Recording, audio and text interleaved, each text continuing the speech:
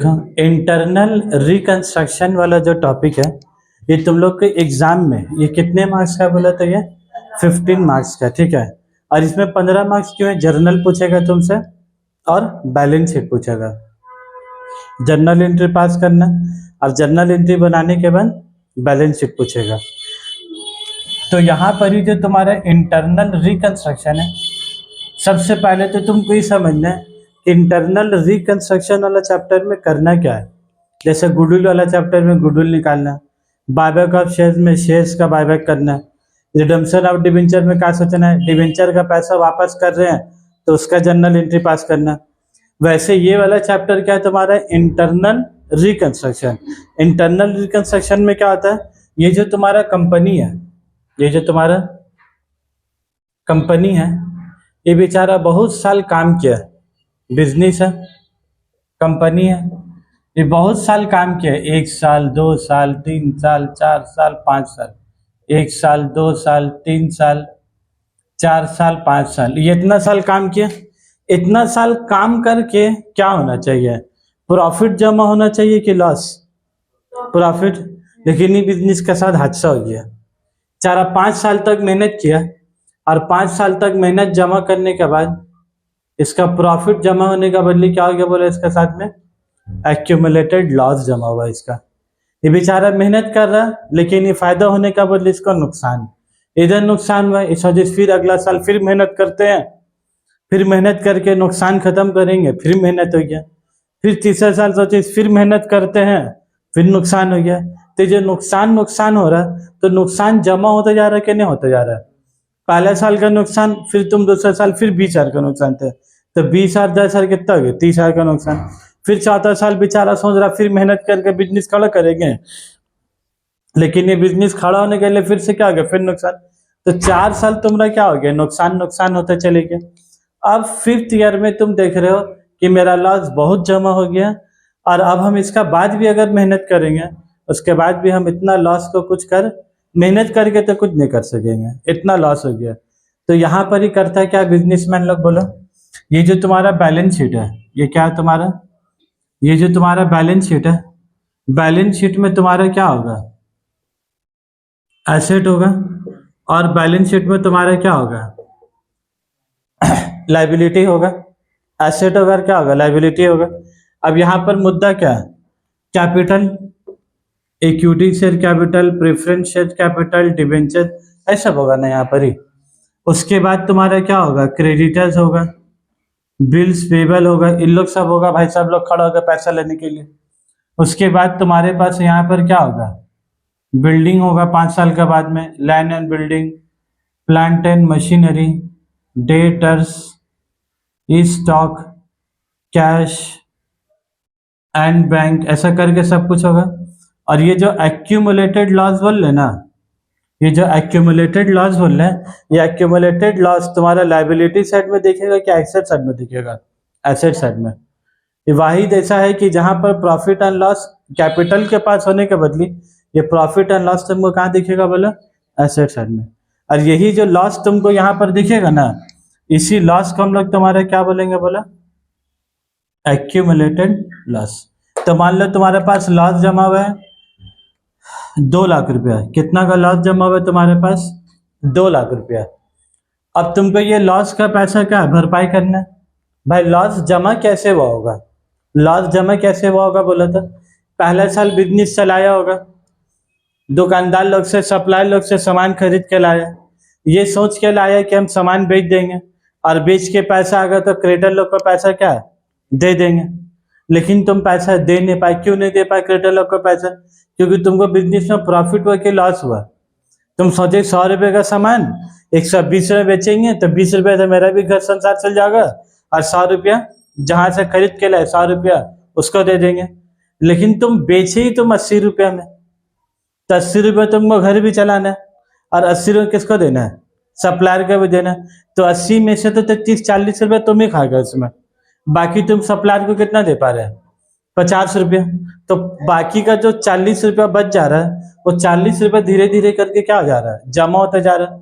भाई लॉस जमा क्यों हो रहा है? क्योंकि तुम प्रॉफिट इतना नहीं कमा पा रहे, तो तुम अपना लाइबिलिटी दे ही नहीं पा रहे, और लाइबिलिटी जब दे नहीं पा रहे तो धीरे धीरे लाइबिलिटी घट रही और जमा होते जा रहा है, धीरे धीरे लाइबिलिटी जमा होते जा रहा है, क्योंकि जितना पैसा आ रहा है सब खाने पीने में खत्म हो जा रहा है, कुछ कर्जा को पैसा अदा हो रहा ही नहीं है।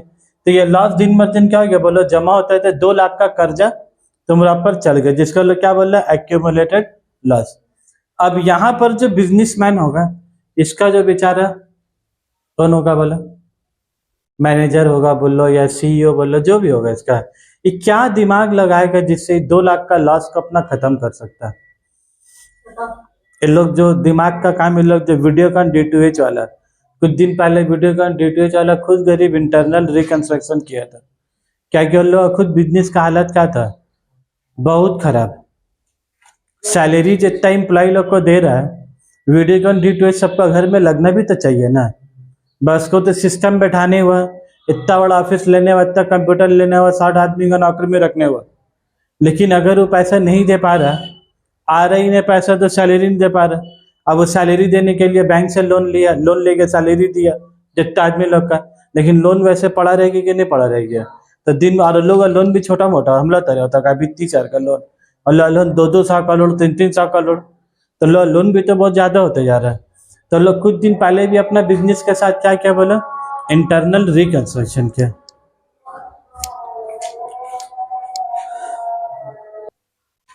चलो, ये जो तुम्हारा एक्यूमुलेटेड लॉस है, अब तुमको बस यही सोचना है, जो मैनेजर होगा ये एक्यूमुलेटेड लॉस को वो किस तरह से, एक्यूमुलेटेड लॉस को किस तरह से वो एडजस्ट करेगा। एक्यूमुलेटेड लॉस को कुछ एडजस्ट करेगा वो एसेट से, कुछ किसके साथ एडजस्ट करेगा बोले, लॉस को एडजस्ट से, और कुछ लॉस को किसके साथ एडजस्ट करेगा, तुम्हारा लाइबिलिटी के साथ। इंटरनल रिकंस्ट्रक्शन मतलब है,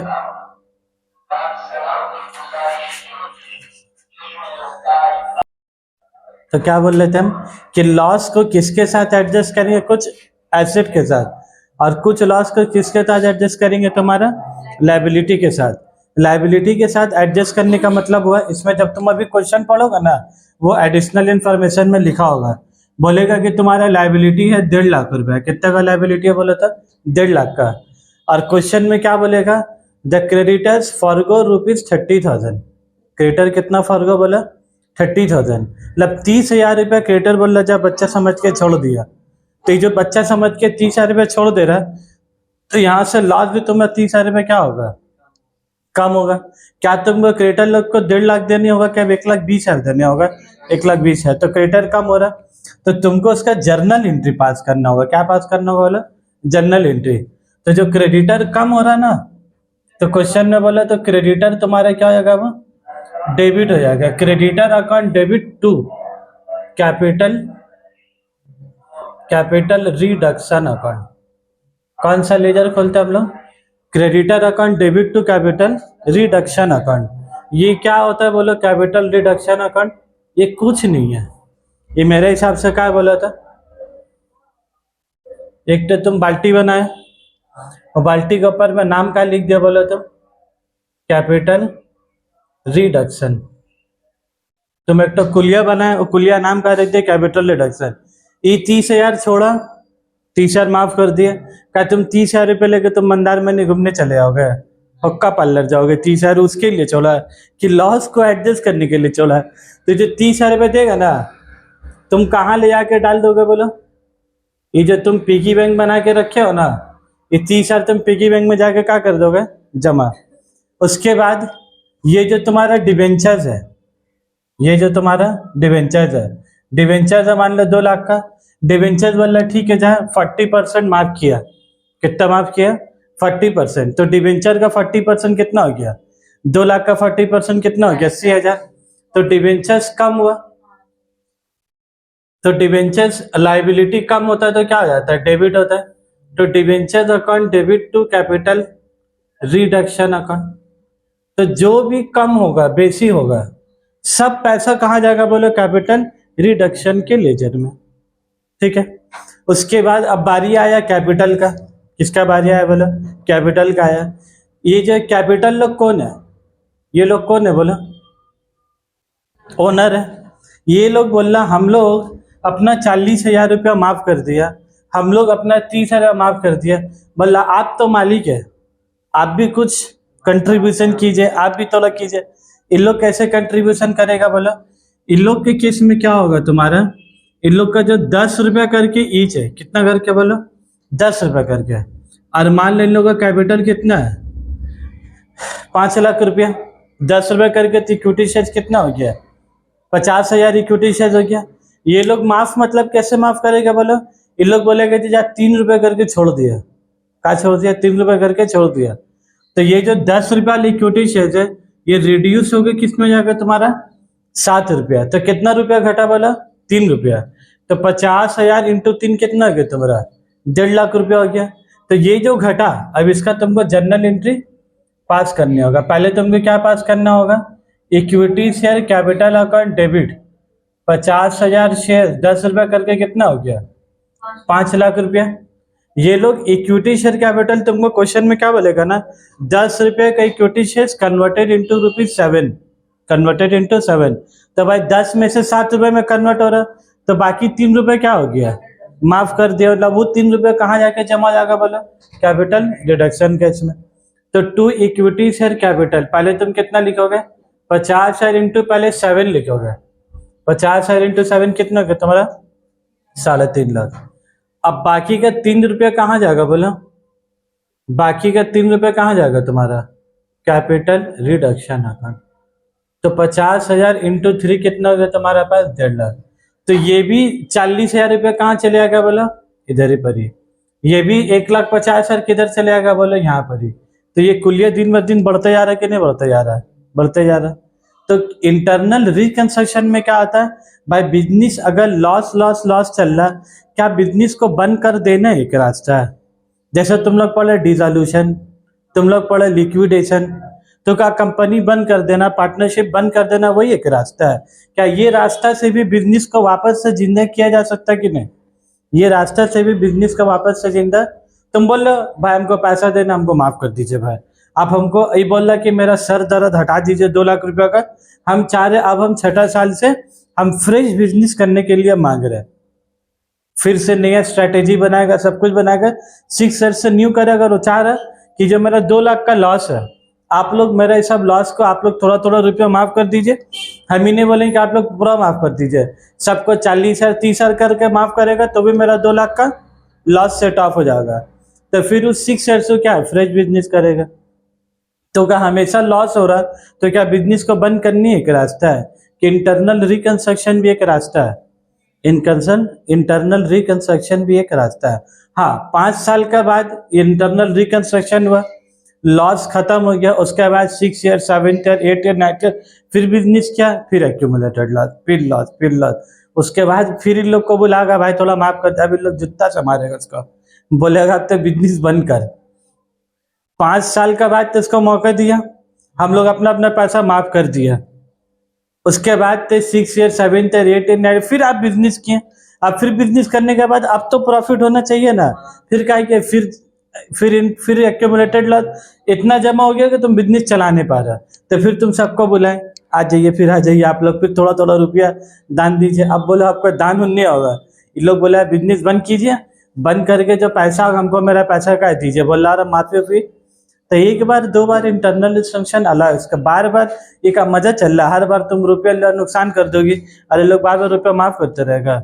तो सरकार जिसके लिए एक तो टॉपिक, लेकिन याद रखोगे भाई इंटरनल इंस्ट्रक्शन इतना आसानी से नहीं होता है। ये जब बोला ना 10 बजे 7 रुपया, क्रेडिटर 30,000 रुपया छोड़ा, ये इतना आसानी से नहीं होता। इंटरनल रिकंस्ट्रक्शन के लिए तुमको किससे परमिशन लेना है बोलो? पूरा हाई कोर्ट से इसका क्या चाहिए? तुमको परमिशन चाहिए। मतलब ये लोग जो बोलेगा ना हम 30,000 रुपये छोड़ा, 50,000 छोड़ा, ये पूरा रिटेन, ये पूरा इसका क्या बनेगा बोला? पूरा डीड बनेगा ऐसा करके।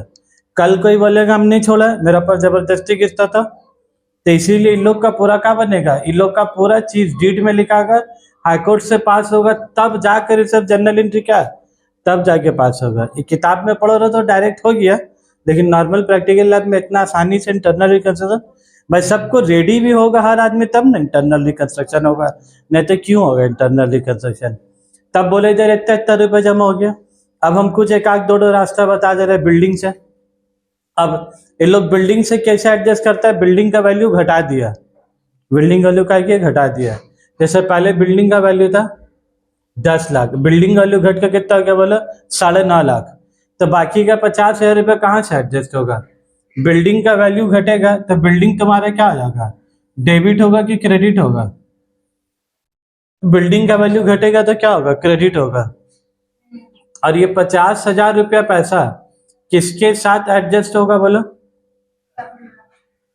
ये जो कैपिटल डिडक्शन में जो रुपया सबका ला लगे जमा किया वो पैसा यहाँ से क्या जाएगा तुम्हारा एडजस्ट। और एक पैसा क्या एडजस्ट करना तुम्हारा बोलो, प्रॉफिट एंड लॉस। तब तुमको जब तुम इसको एडजस्ट करोगे ना, देखो हमेशा कैपिटल डिडक्शन क्या हुआ, क्रेडिट क्रेडिट क्रेडिट है ना, to capital deduction to capital deduction और टू कैपिटल। तो 30 और 40 70, 70 और 1.5 लाख कितना हो गया, 70 और 1.5 लाख कितना हुआ, 2 लाख 2,20,000। इसका हम लोग थोड़ा 10,000 कर देते इसका, 2,20,000। अब 2,20,000 में से 10,000 रुपये क्या हुआ एडजस्ट हुआ बिल्डिंग में, तो 2,20,000 में से प्लस 10,000 होगा कि माइनस 10,000 होगा, घट गया। जैसे इधर to capital deduction to capital deduction to capital deduction, तो 30,000 40,000 1.5 लाख कितना हो गया बोलो, 2,20,000। और फिर यहाँ 10,000 रुपये बिल्डिंग के साथ एडजस्ट हुआ, मतलब उल्टा पैसा ये खजाने में पैसा क्या हो बस कम हो गया। अब तुमको क्या एडजस्ट करना है बोलो, तुमको क्या एडजस्ट करना है बोलो, लॉस। तुमको क्या एडजस्ट करना है वो लॉस। तो कैपिटल रिडक्शन को फिर तुम क्या करोगे, डेबिट करोगे। कितना रुपया डेबिट बचा बोलो, 2,10,000। Capital reduction account debit to क्या लिखेंगे बोलो, टू प्रॉफिट एंड, तुम्हारा प्रॉफिट एंड लॉस है कितना 2 लाख, प्रॉफिट एंड लॉस है कितना 2 लाख। और तुम्हारा खजाना में पैसा इधर बचा कितना 2,10,000, लेकिन तुम एडजस्ट कितना करोगे 2 लाख। तुमको लॉस चाहिए 2 लाख, लेकिन तुम्हारा खजाने में कितना पैसा टोटल था 2,20,000, बिल्डिंग का 10,000 माइनस किया तो कितना बचा 2,10,000। तो सर ये तो उल्टा हो गया सर, मांग मांग के साला पैसा ज्यादा हो गया, होना कितना जमा होना चाहिए तो 2 लाख, जमा कितना हो गया 2,10,000। अभी जो एक्स्ट्रा पैसा जमा हो गया ना, जिस दिन इंटरनल रिकंस्ट्रक्शन ये प्रोसेस खत्म होगा उस दिन ही कैपिटल रिडक्शन का नाम चेंज होकर तुम्हारे क्या हो जाएगा, कैपिटल रिजर्व हो जाएगा। तो वो जो 10,000 रुपया बच गए तुम्हारा कुलियर में, अब उसका नाम क्या है तुम्हारा, कैपिटल रिजर्व हो जाएगा। तो पहले तुमको चेक करना रहता है कि एडजस्ट करने का रुपया बचा कि नहीं बचा, और ये करने के बाद फिर हम तुमको क्या बोला हो क्वेश्चन में, तुमको क्या बोलेगा, न्यू बैलेंस शीट बोलेगा बनाने के लिए, है ना, रिवाइज बैलेंस शीट। रिवाइज तो हम लोग यहाँ नहीं बोलते, यहाँ पर जब भी लिखा जाता है ना, ये वाला बैलेंस शीट का एक तो हेडिंग होता है, बैलेंस शीट लिखते हैं, ब्रैकेट में क्या लिखना पड़ता है देखो तो, एंड रिड्यूस्ड, क्या लिखा हुआ रहता है, एंड रिड्यूस्ड। और ये कितना साल तक लिखना पड़ता है पता है, इंटरनल रिकंस्ट्रक्शन होने के बाद 5 साल तक बैलेंस शीट में इसको क्या या and reduce and reduce and reduce 5 साल तक उसको क्या उसको लिखते रहने होगा। हाँ, तब फिर जाके उसका प्रॉफिट आएगा। तब बोलो जब नया वाला बैलेंस शीट बनाओगे, इक्विटी शेयर कैपिटल, अब यहाँ पर कितना रुपया लिखाएगा बोलो, 7 रुपया। पुराना वाला में कितना में था 10, तो 5 लाख में से 1.5 लाख चले गए तो कितना बचा 3.5 लाख। उसके बाद आ जाओ डिवेंचर, जब तुम न्यू बैलेंस शीट बनाओगे तुम्हारा डिवेंचर था कितना बोलो 2 लाख, पुराना में कितना था 2 लाख, यहाँ डिवेंचर कितना पैसा छोड़ा बोलो 40,000। तो न्यू बैलेंस शीट में डिवेंचर कितना लिखा गया, तो क्या नया बैलेंस शीट बनाना बहुत टफ काम है। बस पुराना वाला तुमको दे देगा, जो घटा उसको क्या करोगे माइनस कर दोगे, माइनस कर दोगे बैलेंस शीट में क्या बैठा दोगे। और कौन सा बैलेंस शीट बनाने के लिए तुमको बैलेंस शीट याद करके जाना है घर से, क्या फॉर्मेट याद करके जाना है न्यू बैलेंस शीट का, याद करके नहीं जाना है। क्यों नहीं जाना है बोलो, क्योंकि क्वेश्चन में ऑलरेडी बैलेंस शीट देगा, तो बैलेंस शीट का फॉर्मेट तो तुम्हारा क्वेश्चन में क्या बना हुआ रहेगा, तुमको याद करने की जरूरत है। वो जो फॉर्मेट में बना रहेगा और न्यू फॉर्मेट बना रहेगा शेड्यूल 3, बस तुमको उसी लाइन बाय लाइन क्या है चिपकाते रहोगे। उसके बाद बोलो क्रेडिटर, क्रेडिटर कितना है बोलो 1.5 लाख। यहाँ क्रेडिटर कितना फॉरगो किया था देखो पहला लाइन में 30,000, तो न्यू क्रेडिटर तुम्हारा कितना हो गया, 1,20,000। समझ में आया बात। उसके बाद क्वेश्चन में बिल सेबल होगा तो वो लिख दोगे। उसके बाद देखो लैंड एंड बिल्डिंग कितना हो, देखो लैंड एंड बिल्डिंग पुराना एसेट में कितना है, 10 लाख। जब देखते रहो रुई नहीं थे तुम, 10 लाख। और यहाँ पर कितना माइनस क्या बोलो, 10,000। तो यहाँ तुमको न्यू बैलेंस शीट में कितना लिखोगे, 10 लाख माइनस 10,000 तो कितना हो जाएगा, 9,90,000। उसके बाद जैसा प्लांट एंड मशीनरी कुछ छूछा नहीं किया, तो जो आइटम के बारे में कुछ ना भूल रहा ना घट रहा ना बढ़ रहा, क्या करोगे, जितना पुराना बैलेंस शीट में लिखोगे उतना क्या है न्यू बैलेंस शीट में लिखोगे। स्टॉक डेटर के बारे में कुछ नहीं बोलेगा, वैसे क्या करोगे, लिख दोगे। अब बोलो ये जो तुम्हारा प्रॉफिट एंड लॉस है, ये जो तुम्हारा प्रॉफिट एंड लॉस है कितना है, 2 लाख रुपया। क्या ये 2 लाख यहाँ लिखाएगा कि नील हो जाएगा, ये क्या हो जाएगा बोले बेटा, नील हो जाएगा। ये जो न्यू बैलेंस शीट बना, बोलो ये प्रॉफिट एंड लॉस दिखाया, इसमें गैप हो गया। लेकिन ये गैप होने के बाद ये तुमको क्या लग रहा है, सब अच्छा अच्छा, लेकिन इसका पीछे और आज हुआ कि नहीं हुआ, इंटरनल रिकंस्ट्रक्शन।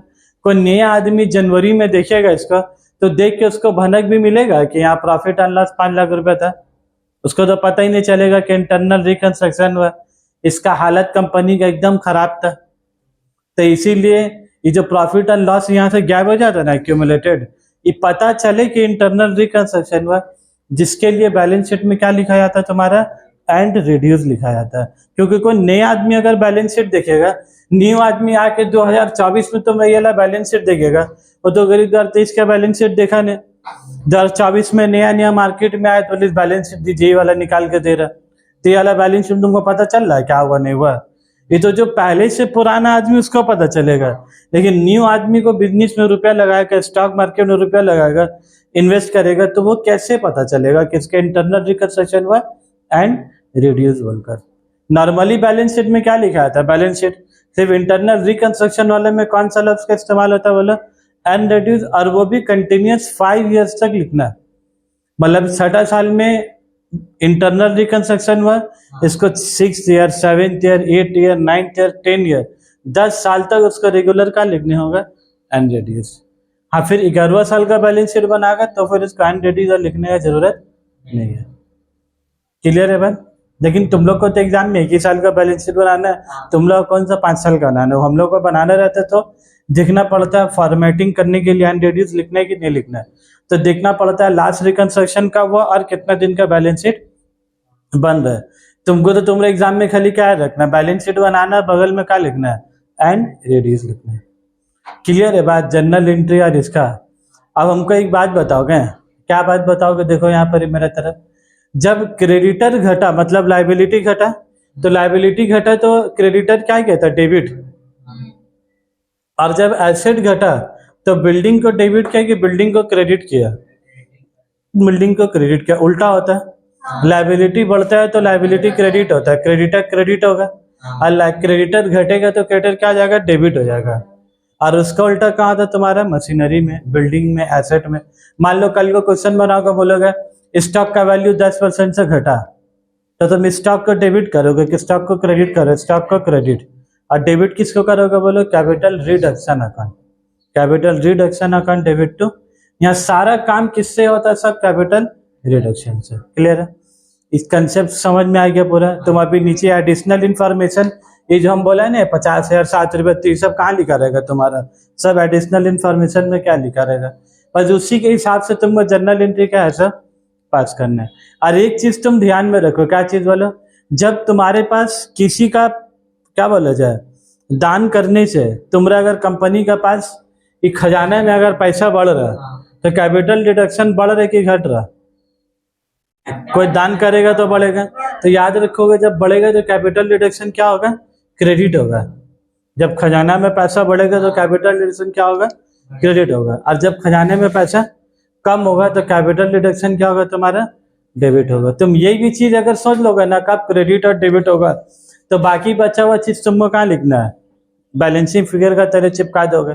जैसे क्रेडिटर पैसा छोड़ा तो सर बिजनेस का पैसा आ रहा, तो कैपिटल डिडक्शन क्या होगा, क्रेडिट, तो क्रेडिटर क्या होगा, डेबिट।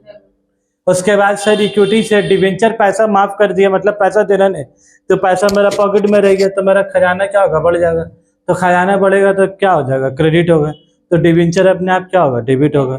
तुम ऐसे भी याद रखोगे तो भी तुम्हारा क्या है, तो भी सही आएगा।